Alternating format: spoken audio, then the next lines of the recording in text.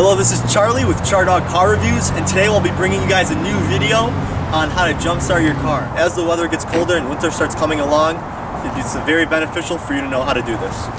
The only thing you'll need is a set of jumper cables, and they even sell jumper cable packs at stores, which I find to be a lot easier and quicker to jump your car. What you're first going to do is pull the vehicle that's working up to the dead vehicle, make sure they're not touching. You're also going to want to turn both ignitions off in both vehicles, and then you can start getting to jumping. Make sure all accessories are turned off in both vehicles. So for the first step in this case, what you're going to want to do is you're going to take out this cover in the back of the trunk. So in this case, the battery is in the trunk. You're going to take off this plastic lid on here. That exposes the battery. The next step is to connect the jumper cables to start the cars. You're going to first connect the positive clamp to the positive terminal on the dead vehicle. Then the next step, you can set this other negative clamp aside. You're going to connect the other positive to the good vehicle on the positive terminal. The next step is to connect the negative cable to the negative post on the good vehicle. And the last and final step is to connect this negative jumper cable to a piece of good grounded metal.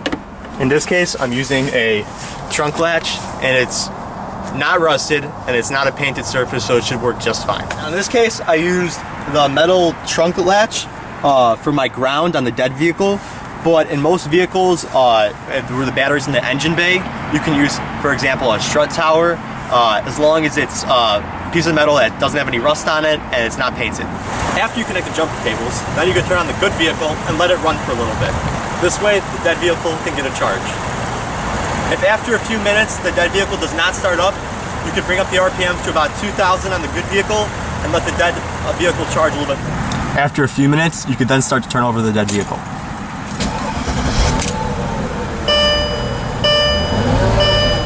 After the dead vehicle is started, you should take it for a drive and charge up the battery. After most vehicles have been started, you can start to disconnect the jumper cables in reverse order. So I'm first going to take off this negative on the ground, then the negative on the good vehicle, the positive on the good vehicle, and the positive on the dead vehicle. Just a reminder, you should keep the vehicles running and drive them both around.